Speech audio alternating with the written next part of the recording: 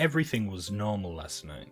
I set my alarm on my phone, put it on my nightstand, got under the covers, and went to bed.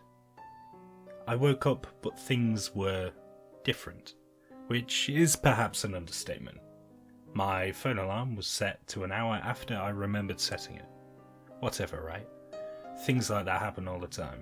Memory is far from perfect. I rubbed the sleep out of my eyes and got up to use the restroom. Fine, so far. The first sign was when I turned on my TV to watch the news. As I flipped on the TV, the default Anderson Cooper was on. Great, I thought, he's one of my favourite journalists. But it had always bothered me that he was a Fox News pundit. I hated giving Fox News another viewer. It made it hard to watch him sometimes, so often I didn't. That was the first sign. I looked on the bottom left corner and saw the distinctly crimson CNN logo brandished on the screen. I was at a loss, at least momentarily. I knew he was a Fox News pundit. I discussed it in length with my friends. But there he was. I rationalised it, wouldn't you? Perhaps I thought he'd switched stations, and I hadn't heard about it.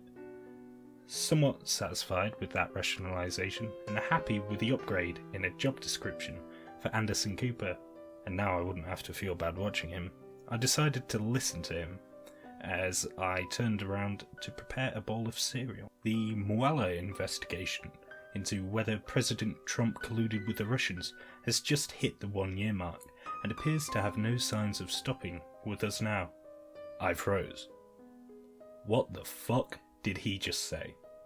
The words reverberated in my ears. President Trump. A million possibilities ran through my mind, and none of them made sense. I had to check. I had to be sure. I pulled out my iPhone. It seemed slightly larger than I remember. Did I always have the success? I open Safari and type in President of the United States. My heart skipped several beats, and I could feel sweat pool down my arms. Today, Donald Trump, the former reality TV star, is president. Yesterday, Jeb Hensarling, a Republican congressman from Texas, was president. This doesn't make any sense. I am freaking the fuck out. Had I lost my mind? Was I hallucinating? At this point, I decided the best course of action was to text my girlfriend Katie. She doesn't really joke around when she can tell I'm serious, so I figured she might be able to tell me something, anything, that could help me figure out what the hell is going on. I couldn't find our conversation saved on my phone. Weird. Okay, but maybe I deleted it. I looked through my contacts. She's not there. I don't have time to react as my phone buzzes an incoming text. Hey baby. A text from Ali. Who the fuck is Ali? Hi. Who is this? I replied back. I waited for what felt like hours. Very funny. How did you sleep, babe? Another text. I'm a little nervous about you meeting my parents today. You're the first boyfriend I've ever had them meet, but since we've been dating for so long, I know they'll think you're as special as I think you are. I have never seen this woman in my life. I don't know her. I've been dating Katie for a few months now. I have no idea what she's talking about. What else was different? Apparently, a lot. I started with Wikipedia. Thank God, Wikipedia still exists. I clicked the random article button. Nothing stood out to me. I got obscure articles about things I had no foreknowledge of, until I got to the page for Diana, Princess of Wales. It listed her death date. Princess Diana never died, but according to this article, her death was a shocking accident that happened over 2 decades ago. But yesterday she had attended the royal wedding. I delved deeper into the history of people and events that I thought I knew. Hitler was never tried and executed by the Allied tribunals. John F. Kennedy wasn't re-elected to a second term. In fact, he was assassinated. The Berlin Wall was torn down in the early years of the Reagan administration after Reagan threatened Gorbachev with nuclear arms. We lost the Vietnam War, sort of. So many people were against the war and dodged the draft that the US was forced to pull its troops not too long after having entered the conflict. I shut my laptop. I couldn't take it anymore. I walked outside, trying to breathe in some fresh air. I was swallowed by blackness. The sky was black. I could see no shapes. It looked as though someone had spilled ink all over the sky and blotted out the sun. There was no sun. There were no stars. There was no moon. There was nothing. I could see only a few steps in front of me before my walkway became a shadow. I pulled out the flashlight on my phone only for it to be engulfed by darkness. As I went to turn off the flashlight and go back inside, Ali, whoever that was, sent me another text. Why did you go outside? What the fuck? Why did you go outside? A text from my mother who had passed away when I was a child. 3 texts, 3 unknown numbers. Why did you go outside? Why did you go outside? Why did you go outside? I ran back into my house. I ran into my room. I locked the door and started sobbing. Someone is knocking on my door. The person says it's Ali, and that she's worried about me. She won't stop knocking. The knocking wouldn't stop. I waited hours. I haven't slept, and the pulsating pain trickles from my head to my right shoulder. I had to answer the door. I dreaded it, but I needed to. Whoever the fuck Ali was, she wasn't going to stop until I answered, and I wasn't about to sit around and wait. I unlocked the door, took a deep breath, and swung it open. A tall, white woman stood in front of me, surrounded by darkness. She stood with her hands in front of her, as though in anticipation for something. Her thick blonde hair looked almost unnaturally smooth, and it reached all the way to the tip of her elbows. She looked straight at me, with the slightest smile, as though nothing was out of the ordinary. She shot me a look, her facial expression unchanging. Where have you been, babe? We've all been worried about you. The calmness in her voice sent shivers down my spine. She spoke to me as though we had known each other for years, as though the darkness was an ordinary occurrence, or as though she didn't notice it as it swallowed the area around her. Who are you? I managed to spit out. Her eyes continued to lock with mine, her smile unwavering. It was as though she had been expecting the question. Don't be silly, babe. It's Ali. Quit screwing around. We need to get going if we want to be on time to meet my parents. She extended her hand to try and reach mine, but I moved backwards. Fuck that. I want some answers now. The pounding in my head got worse, but I tried to brush it aside. I wanted to know what was going on. Her smile grew sour. It didn't disappear, it was still there. But it looked as though someone had taken the corners of her lips and contorted them upwards. She tilted her head to an angle, as though a dog perking her ears to listen more closely. Don't be silly. It's time to go outside. You went out a little early, but I'm not mad at you. Let's go. She stepped forward as she spoke.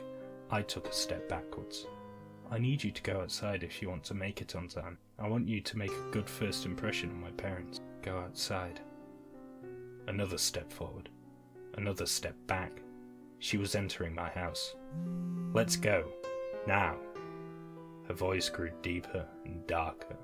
The words spat out like they were venomous. Her eyes rolled back, turning her stare into one of only white. Her smile grew greater, contorted as though her muscles had no limit. Her smile now unnaturally began from the top of each of her cheekbones, her lips thinning as the smile widened. She opened her mouth briefly as though to speak, but no words came out. She had no teeth, and her gums appeared as black as her surroundings. One step forward. I didn't look back. I slammed the door and locked it. The knocking began again, my phone continued to buzz and my head was pounding. I leaned against the door and dropped. My head was killing me. Who the fuck was Ali? What the fuck was Ali? I checked my phone. The buzzing continued. 300 texts. Go outside. Go outside. The incoming text grew more aggressive. Go outside, go outside, go outside. I threw my phone across the room. I heard a crack, followed by continued buzzing. I abandoned my phone and ran back to my room, shut the door and locked it. I opened my laptop. I needed answers. I opened Chrome and typed in yourtube.com in the search browser. I figured the biggest hub of videos on the internet would have some explanations. But I wasn't greeted with the familiar green and black logo. Instead, Chrome directed me to some adware site telling me on how to get women to obsess over me.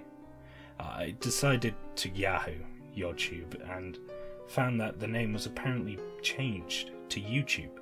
Great. Bit of a stupid name, but at this point I was willing to accept anything. The knocking grew louder, more frequently. The rhythm had been broken. My headache was nearing the point that it had become blinding. I could tell that I was running out of time. I got on YouTube and looked up pocket dimensions, as per the recommendation of one of my commenters on my previous post. I clicked the first video and watched the 2-minute video. It was really hard to concentrate. This headache was intensifying. The outside of my vision grew white, blurry and somewhat faded. A pocket dimension seems to be a dimension of the universe that exists outside of the one we experience. It is not completely dissimilar, but it is somewhat unique to my own universe. In the related videos, something caught my eye. An all-caps title. The words were all strung together. It read, "You don't belong here." I quickly pressed back on my Chrome webpage. To my horror, every video was now titled, "You don't belong here." I slammed my laptop shut and sunk to the floor, and that's when I noticed it. The knocking had stopped. It had been intensifying for the past half hour or so, but it had suddenly stopped. My house was completely silent. The silence was somehow worse than the knocking, but the silence was impermanent too. "What are you doing on the floor?" Ali asked, one towel wrapped around her slim body and another drying her blonde hair as she left my shower. Her eyes appeared normal now, but her smile still unnerved me. "How the fuck did you get in here?" I sputtered out, drowning in confusion and paralysed by terror. "My key?" she said. "Quit fucking around and get ready, my parents are waiting for you. We gotta be outside in 10 minutes. Her smile never broke. Her blue eyes penetrated mine, and I could sense... I just stared at her. What else was I going to do? I ran past her. I ran out the room. I ran out the front door. I ran past the first few steps that were visible. I closed my eyes, and without hesitation, I ran into the darkness. I opened my eyes and saw nothing. I did not see darkness. I did not see shapes, outlines of objects, nor the faintest glow of light. I did not feel a breeze. I did not feel anything. I did not hear. I did not experience anything. I experienced nothing. Total silence. A total blindness. Nothing existed. I do not know how long I experienced nothingness. An eternity and a moment were equivalent. Neither made sense, yet both were the subjects of my experience. As I walked forever, it was only a moment. As I thought forever, each thought faded into obscurity to be overtaken by the next thought. And then, I was in my bed. I jolted upwards, the lights were off, and Ali was sleeping next to me, with her back towards me. I lived an eternity of nothingness, and it was equivalent to an instant. I don't know how much longer I can stay here. I don't know how to escape. I got out of bed and walked to the kitchen. I looked out the window and saw a neighbourhood. I saw the night sky, pollinated with the stars and illuminated by moonlight. I still have not slept. It is morning now. Ali got up, her smile stretching her face, her eyes piercing mine. She approached me and kissed my forehead through her thin lips, toothless gums smudging against my forehead. The memories of my reality have faded, because I experienced them an eternity ago. I do not know what belongs to my reality anymore. I want to go back to my reality, but something tells me home is no longer recognizable to me.